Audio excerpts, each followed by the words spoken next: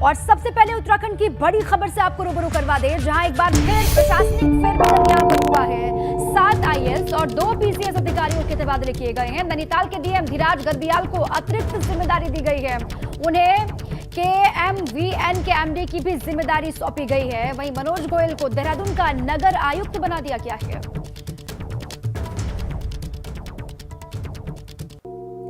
इसके अलावा आपको बता दें कि मयूर दीक्षित को रुद्रप्रयाग का डीएम बनाया गया है, जबकि अभिषेक रुहेला को उत्तरकाशी का डीएम बनाया गया है। विनीत तोमर को चंपावत के डीएम पद से हटा करके परिवहन निगम का एमडी बनाया गया है। वहीं अपर सचिव रंजना को परिवहन निगम के एमडी के पद से हटा करके राज्य के उत्तराखंड शहरी क्षेत्र विकास एजेंसी के पीडी की जिम्मेदारी सौंप दी गई। यानी कुल मिला के बड़ा प्रशासनिक फेरबदल और कई महकमे बदले हैं, कई जिलों के डीएम बदले हैं और ये बड़ा परिवर्तन पहाड़ पर अधिकारियों के बदले पोस्ट के तौर पर नजर आ रहा है। देखिए कहां के डीएम बदले हैं, किन किन अधिकारियों के डिपार्टमेंट बदले हैं, ये तमाम जानकारी इस वक्त स्क्रीन पर देख सकते हैं।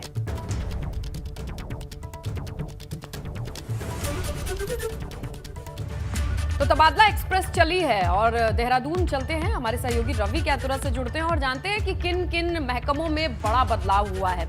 रवि, ये बताइए कि सबसे ज्यादा चेंजेस किधर नजर आ रहे हैं और क्या मंशा रह रही है या समझ आ रही है?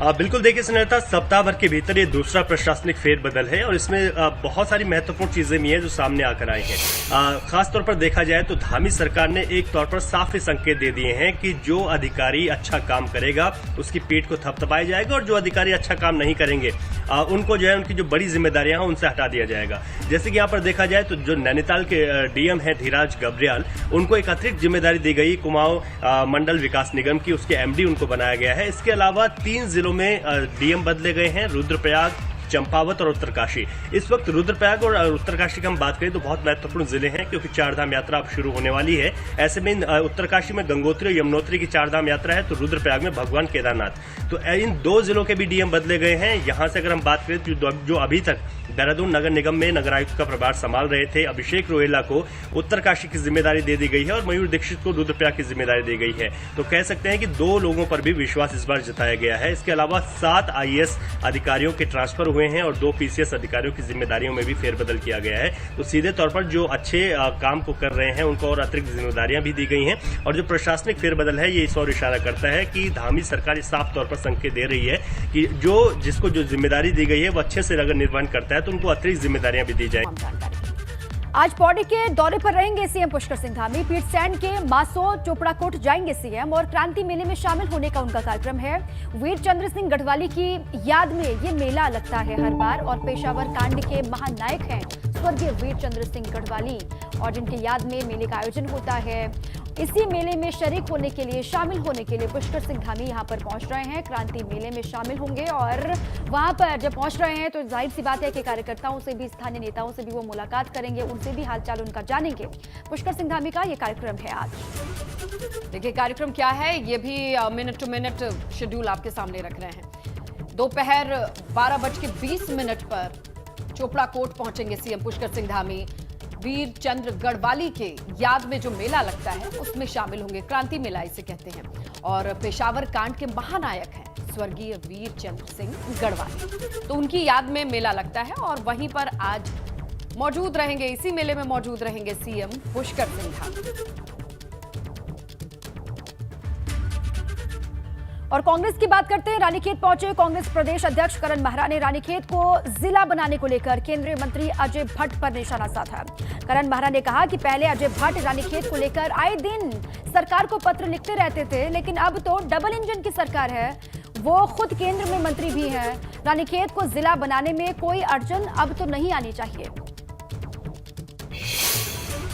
लंबे समय तक बीजेपी के प्रदेश अध्यक्ष तात्कालिक माननीय अजय भट्ट जी जो इस समय केंद्र में रक्षा राज्य मंत्री हैं और हमारे टूरिज्म के मिनिस्टर हैं, वो लगातार पत्र लिखते थे, प्रत्येक दिन एक पत्र सरकार को राज्य बनाने के लिए। अब तो डबल इंजन की सरकार है, दोबारा यहाँ राज्य में जनता ने उनकी सरकार बना दी है और वो खुद केंद्र में मंत्री हैं। तो अब जिलों के गठन में मेरे को लगता नहीं कोई अड़चन आनी चाहिए। जल्दी से जल्दी जो जिले बनाए थे चारों, बल्कि उसके अलावा भी अगर 1-2 बन सकते हैं अतिरिक्त तो वो भी जिले। देखिए बड़ी खबर है, जहां देहरादून पहुंचेंगे भाजपा के राष्ट्रीय संगठन महामंत्री। जी हां, संगठन के पदाधिकारियों से बैठक भी कर सकते हैं बीएल संतोष। 24 अप्रैल को बीजेपी की बड़ी संगठनात्मक बैठक है और सरकार में संगठन में कुछ कार्यकर्ताओं के दायित्व पर चर्चा संभव है, ये बताई जा रही है। और सीएम धामी के उपचुनाव लड़ने समेत कई ऐसे मुद्दे हैं उत्तराखंड में जिस पर नजर रहेगी संगठन महामंत्री बीएल संतोष की। इसी मद्देनजर उनके पहुंचने की खबर आ रही है। 24 तारीख बड़ा दिन है, संगठन के स्तर पर बड़ी बैठक का आयोजन होना है। उससे पहले ये बड़ी खबर, संगठन महामंत्री बीएल संतोष पहुंचेंगे देहरादून। और इसी बीच ऋषिकेश से बड़ी खबर है, टेंट के गोदाम में भीषण आग यहां पर लगी है। गोदाम में रखे गैस सिलेंडर्स में धमाका हुआ, जानकारी ये है। धमाके के बाद वहां पर आग लगी है। रिहायशी इलाके में मौजूद है गोदाम। देखिए लोगों की आवाजें भी आप सुन पा रहे हैं। आसपास के घरों को, जो घर वहां पर थे आसपास मौजूद, उनको खाली करा लिया गया है। आग का कहर यहाँ पर देखने को मिला। टेंट का गोदाम है। अचानक से कहा जा रहा है कि गैस के जो सिलेंडर वहां पर रखे हुए थे उनमें लीकेज की वजह से या फिर किन्हीं कारणों से धमाका हुआ और उसके बाद वहां पर आग फैलती चली गई। एहतियात के तौर पर जो आसपास के घर बने हुए थे जहां पर लोग रह रहे थे, क्योंकि रिहायशी इलाका है, इसीलिए वहां के घरों को, आसपास के घरों को खाली करा लिया गया है। फायर ब्रिगेड की टीम वहां पर पहुंची, स्थानीय पुलिस पहुंची है मौके पर।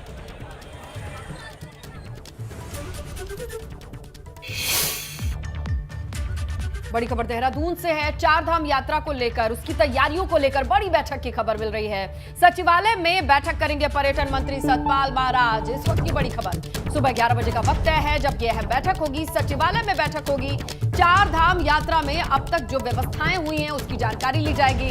स्वास्थ्य, सुरक्षा, बिजली, पानी, सड़क जैसी तैयारियों पर फीडबैक लेंगे, क्योंकि अब चारधाम यात्रा शुरू होने में ज्यादा वक्त नहीं है। और इसी के मद्देनजर सतपाल महाराज ने बड़ी बैठक सचिवालय में 11 बजे का वक्त तय है बुलाई है।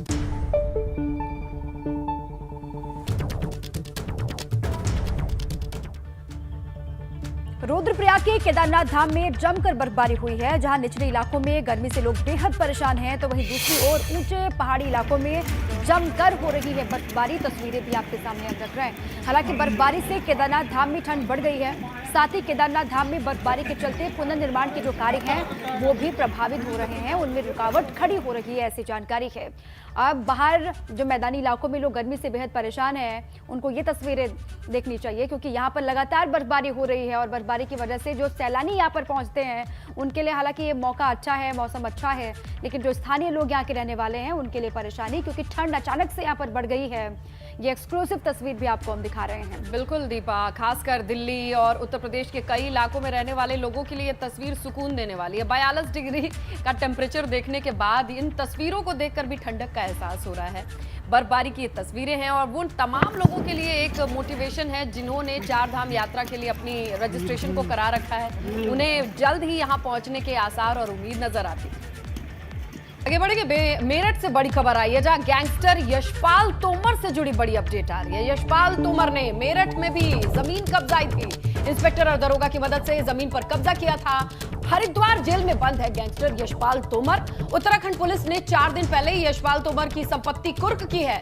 दिल्ली, बागपत, हरिद्वार में 153 करोड़ की ये कुल संपत्ति है जिसकी कुर्की की गई है। तो यशपाल तोमर से जुड़ी बड़ी जानकारी। और इसी पर अधिक जानकारियों के साथ हमारे सहयोगी सनोज फोन लाइन पर जुड़ चुके हैं। सनोज, क्या जानकारी है इस गैंगस्टर के बारे में? इसकी संपत्ति को कुर्क भी किया जा रहा है, क्या जानकारी है, क्या डिटेल्स है? देखिए, मैं बताना चाहूंगा कि जो गैंगस्टर है यशपाल तोमर, इसका एक साम्राज्य चलता है जो उत्तराखंड, उत्तर प्रदेश, दिल्ली और राजस्थान तक फैला हुआ है। और एक नया मामला निकलकर सामने आया है कि गैंगस्टर यशपाल तोमर ने जो मेरठ के ब्रह्मपुरी थाने के तत्कालीन इंस्पेक्टर थे सुभाष अत्री और दरोगा लोकेश कुमार के साथ मिलकर गिरधारी नाम के एक शख्स पर झूठा जानलेवा हमले का मुकदमा दर्ज कराया। और जब वो दोनों जेल चले गए तो उनकी जो जमीन है वो कब्जा ली थी। इस मामले में मेरठ के जो एसएसपी हैं प्रभाकर चौधरी, उन्होंने तत्कालीन इंस्पेक्टर और दरोगा लोकेश को बैड एंट्री दी है, प्रतिकूल प्रविष्टि दी है और और इसी के साथ ही इस मामले में जांच के आदेश दे दिए हैं। इसी के साथ ही जो गैंगस्टर है यशपाल तोमर, इसके खिलाफ मेरठ में ही जानलेवा हमले का जो मुकदमा है वो दर्ज करा दिया गया है। सबसे बड़ी बात ये निकल कर आई कि इस मामले में जब जांच की गई तो पता चला कि गैंगस्टर यशपाल तोमर ने जो तत्कालीन इंस्पेक्टर थे सुभाष छत्री, उनसे सांठगांठ की और लोकेश से सांठगांठ की और उसके बाद जो पीड़ित है उनकी जमीन को कब्जा लिया। उनको जेल में जाने के बाद उनकी जमीन पर कब्जा कर लिया था। जांच में ये निकल कर आया है कि यशपाल तोमर एक बहुत बड़ा गैंगस्टर है और उसका बड़ा नेटवर्क चलता है और इसने अब तक 28 ऐसे लोगों के खिलाफ मुकदमे दर्ज कराए हैं कि जिनका कोई लेना देना नहीं था। उनको जेल भेज देता है और उनके बाद उनकी जमीन पर कब्जा कर लेता है। मूल रूप से बागपत का रहने वाला है ये यशपाल तोमर और अभी कुछ दिन पहले ही इसको गिरफ्तार किया गया था। फिलहाल जो हरिद्वार की जेल में जो हरिद्वार की रोशनाबाद अब ये जितना भी बड़ा गैंगस्टर हो सनुज, अब पुलिस के शिकंजे में है। देखना है कि कहां से और इसके तार जुड़े हैं, वो तमाम डिटेल जानकारी निकल करके आती रहेंगी। शुक्रिया सनुज तमाम जानकारी के लिए। आगे बढ़ते हैं, एटा से खबर है। एटा में पुलिस ने एक ऐसे गिरोह का खुलासा किया है जो गरीब लोगों को रुपए का लालच देकर उनकी किडनी निकाल लेता था। और हैरानी की बात तो यह है कि यह गिरोह सोशल नेटवर्किंग साइट के जरिए अपने मंसूबों को अंजाम दिया करता था। फेसबुक के जरिए यह गिरोह अपनी विज्ञापन करवाता था और इस गिरोह के तार एटा के अलावा लखनऊ और विशाखापट्टनम से भी जुड़े हुए हैं। तो देखिए जरा कि लालच देकर गरीबों की किडनी निकालने वाले गैंग पर पुलिस शिकंजा कस रही है। एटा कोतवाली नगर में एफआईआर भी दर्ज की गई है। इसके साथ ही किडनी निकालने वाले गैंग के 2 आरोपी अश्विनी उर्फ रॉकी, दीपक उपाध्याय को गिरफ्तार किया गया है, जबकि 3 आरोपी फरार चल रहे हैं, जिनकी गिरफ्तारी के लिए टीमें लखनऊ और विशाखापट्टनम भेजी जा चुकी हैं। भैया अपना काम करके आया था, मजदूरी करके आया था। मुझे भैया पीछे 4 इंसान उठाया, गाड़ी रही थी जेट का निगाह चार दिख रहा था हसन तालिका सोचे कि मेरे संग और कमर के बल पर भी वीडियो लाई गई। भैया मुझे पता ही नहीं निकालिए पता नहीं भैया लेकिन उसका डॉक्टर मालूम पड़ेगी। थाना कोतवाली नगर क्षेत्रांतर्गत ग्राम भगीपुर में एक व्यक्ति को पकड़कर और उसको बंधक बनाने का वीडियो वायरल हुआ। उस पर पुलिस ने तत्काल संज्ञान लेते हुए मौके की जांच की गई। अश्विनी नामक जो इस केस में अभियुक्त है, जिसने फेसबुक पर ऑनलाइन उस तथाकथित किडनी निकालने वाले व्यक्ति से संपर्क किया था, उसको उन्होंने पकड़ने के बाद पुलिस के द्वारा पूछताछ की गई है, जिसमें उसकी भूमिका सहयोगी के रूप में पाई गई है। इसमें अब तक 2 अभियुक्तों की गिरफ्तारी पुलिस के द्वारा कर ली गई है और घटना के प्रत्येक पहलू की गहराई से छानबीन की जा रही है। अब बात रिजल्ट के काउंटडाउन की कर लेते हैं। आज से यूपी बोर्ड और हाई स्कूल इंटरमीडिएट परीक्षाओं की कॉपी जांचनी शुरू हो जाएगी। जून के पहले हफ्ते में रिजल्ट आना है और इसलिए कॉपी चेक करने की शुरुआत हो चुकी है। दीपा, और इसके साथ ही छात्रों के लिए बड़ी खबर यह भी है कि बोर्ड की ओर से ऐसे परीक्षार्थियों को 1 अंक ज्यादा दिया जाएगा जिनकी आंसर शीट में हैंडराइटिंग साफ और स्पष्ट होगी, जो पढ़ने में आसान होगा। और आज से 5 मई तक 1.25 लाख शिक्षक 2 करोड़ से ज्यादा आंसर शीट की जांच करेंगे और बहुत जल्द ही नतीजे भी सामने होंगे, रिजल्ट बच्चों के सामने होंगे। तो रिजल्ट का काउंटडाउन जो है वो शुरू हो चुका है। कॉपी जांच की जो प्रक्रिया है वो आगे बढ़ रही है। आज के बाद से इसकी शुरुआत हो रही है और देखिए बहुत जल्द ही 1.25 लाख शिक्षक जो है वो कॉपी चेक करने की पूरी प्रक्रिया को पूरा कर लेंगे और उसके बाद जो रिजल्ट है वो बच्चों के सामने आ जाएगा। कसौटी पर 50 लाख छात्र हैं, तो साफ हैंडराइटिंग के लिए 1 अंक ज्यादा मिलेगा, ये भी बच्चों को ध्यान में रखने की आवश्यकता है।